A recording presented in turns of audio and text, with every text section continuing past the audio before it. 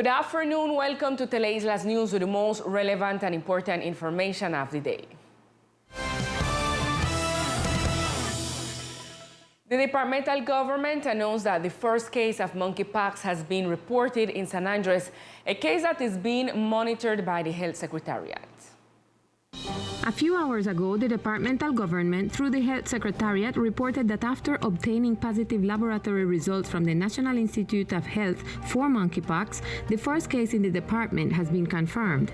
It is a 34-year-old man who remains isolated and is being managed on an outpatient basis.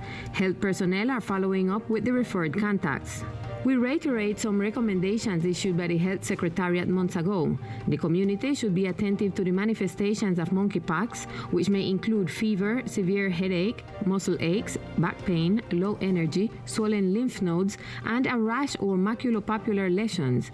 It is important to remember that in the case of presenting symptoms, or if you have been in contact with a suspected case, you should contact your health insurance company or go to a health center. It is a viral illness consisting of fever and rash. The rash usually begins 1 or 3 days after the onset of fever. The lesion may be flat or slightly raised, filled with clear or yellowish fluid, and then may cross, dry, and fall off. In most cases, the symptoms disappear on their own within a few weeks, but in some people they can lead to medical complications, which is why it's important to consult. The World Health Organization, WHO, has declared that up to this moment, and in spite of the outbreaks presented in different countries of the world, and after a risk assessment, this event is not considered a public health emergency of international concern. It is recommended that the population at higher risk due to a history of travel to endemic or outbreak countries, or who have had contact with suspected cases, remain attentive to the symptoms and follow medical indications.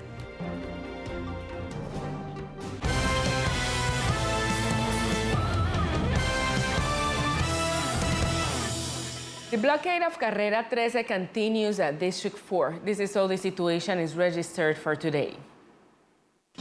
It has been 2 full days since the inhabitants of District 4 have decided to block Carrera Trece. Today in the morning hours, protesters opened one of the lanes for the passage of vehicles but maintained their claims to the departmental government, requesting the intervention of the road, which presents a noticeable deterioration. They also state that at the dialogue table with the local government on July 15, it was established that a provisional arrangement would be made to the road section, which to date has not been complied with. The community, who said they would not speak in front of cameras, indicated that dump trucks with gravel have arrived at the site, but at the moment there are no works carried out with the material. This media company will be attentive to the development of this news. The second meeting of the Great Sea Floor was held in Costa Rica, continuing with its objective of advancing the transboundary protection of the natural resources of the archipelago. The Great Sea Flower is an initiative born from the ethnic communities of the southwestern Caribbean, where the main objective is to trace the route so that the dream of the great transboundary frontier can come true, which is why the second meeting took place last September and concluded today in Costa Rica. Este encuentro tiene de diferentes. The meeting has been different Afro-Caribbean communities, including Garufuna Raizales, the Creole peoples of Nicaragua, the Cahuita peoples of Costa Rica, among others. We have moved forward with a diverse agenda where we are resuming the dialogues and the construction of a common schedule of the peoples to advance tasks in order to fulfill the dream. Today we will launch a communique to the governments that make up the territories bordering the Seaflower Biosphere Reserve, where we urge them to open a dialogue between the states, civil society, and academia to develop a joint international agenda to determine the paths to make this dream a reality. The idea of the event is that there is coordination between the different governments of the participating peoples to achieve the preservation of the natural reserves, maritime territories, and reach agreements to use the resources that are in the areas where the ethnic communities live and subsist within them. Much attention to the following information. The local government announced that payments are now available for citizens enrolled in the Senior Citizen Program. The departmental government has announced to the citizens of the archipelago that the payments for the month of August for the beneficiaries of the Colombia Mayor program are now available from September 7 to September 20. We begin the payment of the aids for the senior adults corresponding to the Colombia Mayor program the 7th of September. This payment corresponds to the month of August, and it will be available until the 20th of September.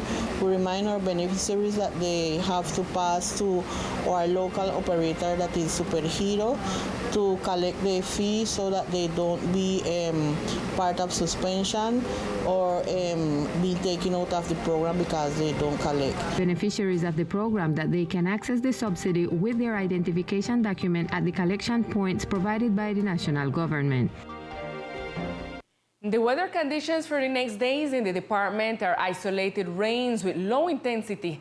At this time, the government invites the community not to lower the guard and be attentive to official information as we are in hurricane season. The port captain shares that there will be light rains in the next few days and that we must expect a mostly dry weather in the department. Para estos días esperamos condiciones favorables. For these days, we expect favorable conditions, taking into account the cyclonic activities that are occurring along the North Atlantic. For the coastal area, we have winds of 4 to 8 knots winds and a wave height of about half a meter. For the maritime area, we expect half a meter of wave height, isolated light showers of very short duration. It should be noted that the maritime authorities recommend the Maritime Guild to be attentive to the information provided daily, which must be followed in order to avoid emergencies at sea.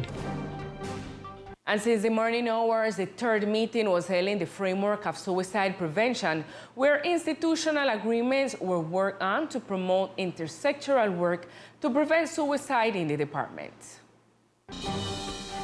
Taking into account the state of alert on the island of San Andreas regarding suicide, which up to last week presented 18 attempts in the population between 12 and 19 years old, the departmental government and different institutions of the island are working together to find strategies to prevent these cases in the department. La causa que más refieren son problemas. The most common causes are family, school, and sentimental problems. We took a quick look at the statistics where we showed them the 5 strategic lines. First of all, prevention, promotion, care, training of human talent, and knowledge management, where we show each institution's strategic work sessions where activities that can contribute to the prevention of suicide will be defined. It is important that people who are going through this type of situation approach the EPS or contact the mental health lines for suicide prevention. The Health Secretariat also highlights the importance of spirituality and prevention in homes, avoiding the means for seeing psychoactive consumption of products such as alcohol or other substances.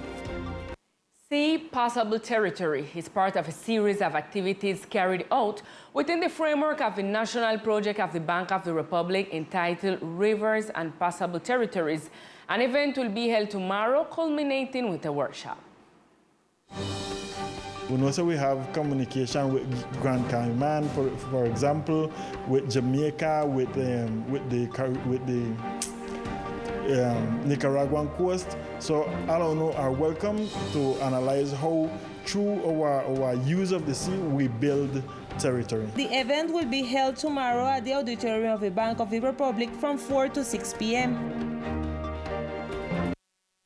And now it's time for sport news with Victor Fusalva.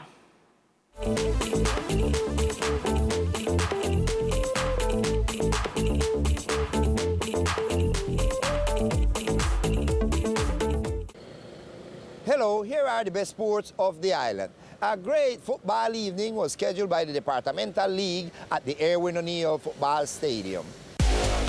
The Departmental Soccer League continues its programming in the different categories of the soccer regarding the league tournament in different categories of the island football. We spoke with the manager of the Departmental League, Maria Camila Raigosa, who told us more details. Every weekend, the different games of the 2022 departmental tournament are scheduled from the babies, the teteritos, infantile, and pre-juvenile categories, and at this moment, we're playing the juvenile games. For that reason, we're training because we are in the defining stage, where the games played during the morning hours are qualifiers for the second phase of the tournament. which will be crossed between groups and will be played on September 10th. We must support the children. We must come out and support them as they play soccer. The children are very happy when they come with their families and their parents. And I believe that accompanying them during the games is another way to motivate them to have good results in the game and to have a good state of mind, let's say, of attitude. The league continues its training process and works for the benefit of the island community. In the next broadcast, we will bring you the other important programs that the soccer league has for the youth of the archipelago.